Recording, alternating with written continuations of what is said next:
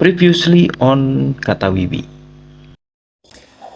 Hanya saja sayangnya kebangkitan genre superhero di tanah air ini kurang dilengkapi dengan kekuatan dari sisi kepenulisan, terutama karena dari sisi penulis khusus superhero sendiri kayak belum tamat gitu loh dalam kursus tokoh seprotagonis apapun itu perlu dikasih kekurangan sehingga dia tampak manusiawi. So, kekuatan karakter adalah ketika karakter itu tampak, terlihat, terasa manusiawi seperti kita pada umum.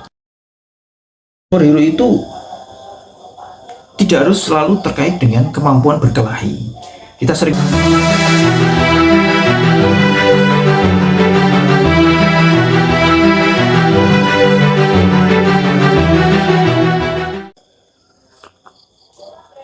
Terus berikutnya adalah kalau bisa tanpa kostum ketat.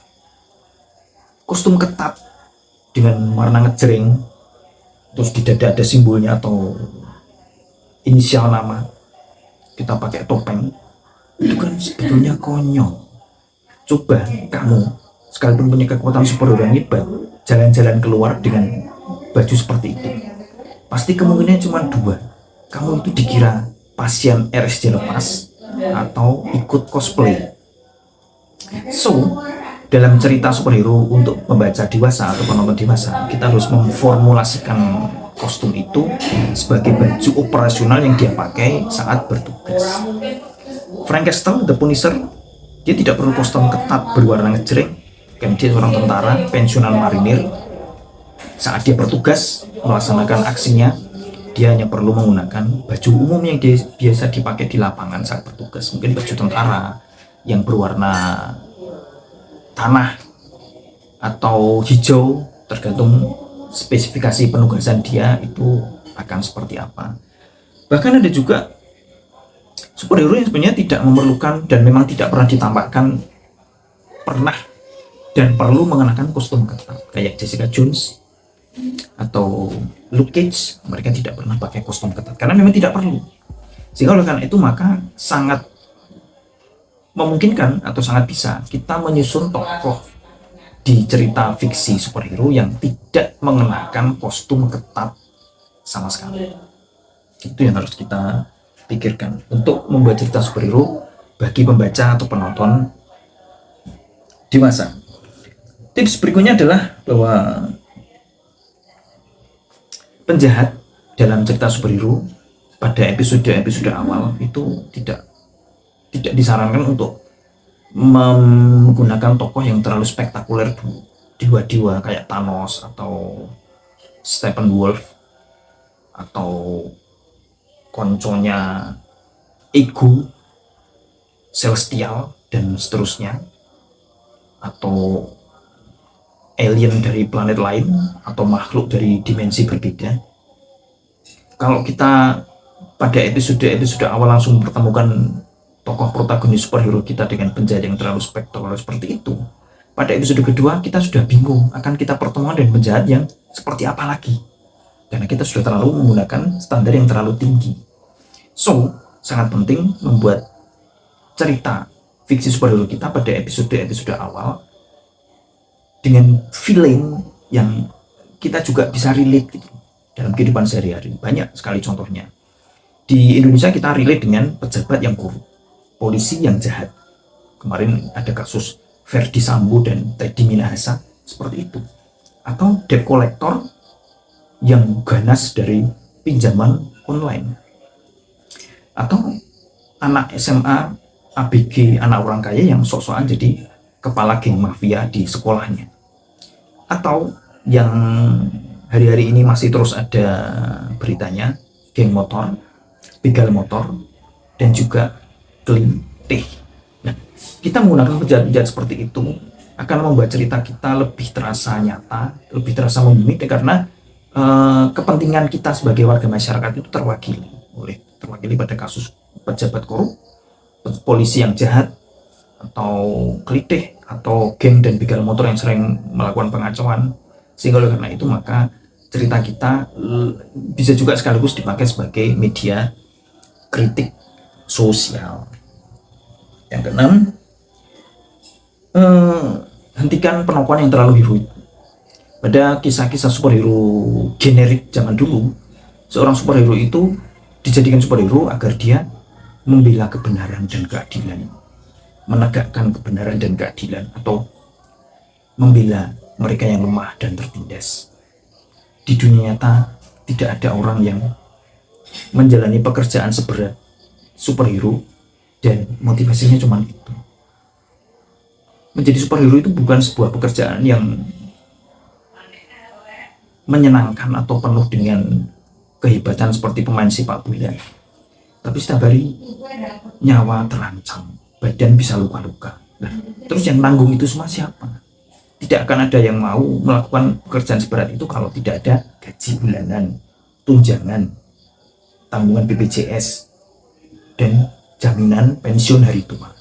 Nggak ada. Kalau misalnya dia mati, keluarga yang ditinggalkan mendapat apa? So, dalam kisah superhero yang lebih realistis untuk pembaca dewasa, kita perlu membuat tokoh superhero kita rela menjalani kehidupan sebagai superhero dengan motivasi yang akurat dan benar. Dia bukan karena menegakkan keadilan dan kebenaran, tapi misalnya karena memang sakit jiwa seperti Bruce Wayne. Tapi karena memang dia mau pamer seperti Tony Stark yang memamerkan combat suit Iron Man-nya yang sangat luar biasa canggih. Atau yang lebih realistis lagi adalah seperti yang dialami Frank Castle atau The Punisher. Dia menjadi seperti itu dan emosinya agak labil karena dendam keluarganya tewas dibunuh oleh mafia penjahat. Dengan ini kita sudah masuk ke motivasi tokoh yang berkaitan langsung dengan tips pertama itu tadi, yaitu kekuatan karakterisasi.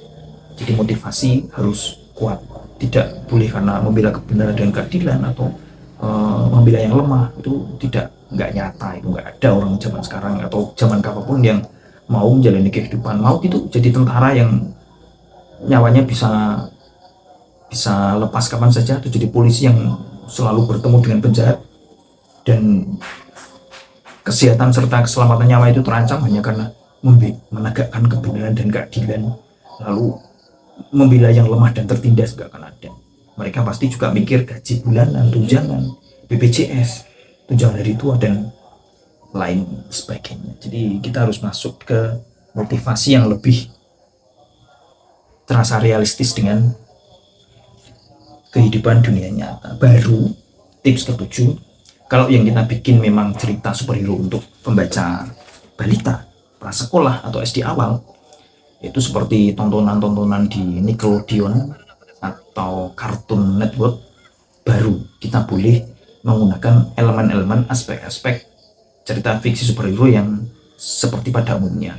Kostum ketat, warnanya merah atau kuning ngejreng, di dada ada simbolnya, memakai topeng yang ekstravaganza, kemudian sempak dipakai di luar, kemudian tokohnya sama sekali tidak punya kekurangan dan dia menjadi superhero karena memang ingin heroik menegakkan kebenaran dan keadilan serta membela yang lemah dan tertindas, plus dia menghadapi villain, makhluk yang spektakuler dari alam lain, dimensi lain, planet lain, dan sejenisnya. Tapi untuk menyusun cerita superhero untuk membaca dewasa, kita perlu berpikir ulang, memformulasikan segala aspek kisah superhero itu dalam berbagai elemennya secara lebih matang dan mature, tidak kekanak-kanakan dan kartuni. Itu dia teman-teman, sedikit tips dari saya untuk bagaimana kita bisa membuat kisah superhero yang lebih kuat, terutama bagi pembaca dan penonton dewasa. Terus kita juga berinovasi dalam formatnya. Selama ini superhero itu pasti mulainya dari komik. Coba kita memulai superhero dari cerpen sastra di Kompas, cerpen Kompas, tapi tentang superhero. Dan saya akan memulai inovasi kisah superhero dalam bentuk novel yang adult. Dan ini bocorannya adalah cerita ini nanti nyambung dengan cerita saya sebelumnya, yaitu dari episode ketiga novel duo detektif, yaitu Perburuan Naga Biru. Kita tunggu bagaimana jadinya kisah superhero dari saya, tapi dalam bentuk novel, bukan komik. Kalau nanti mau ada yang mengkomikkan, ya bagus. Tapi saya akan membuat yang berupa novel dulu. Sekian dari saya, dan kita akan lagi ketemu dalam Kata Wiwi berikutnya dengan tips dan trik menulis yang lebih spektakuler lagi. Sampai ketemu, saya akan melanjutkan ngopi sampai selesai.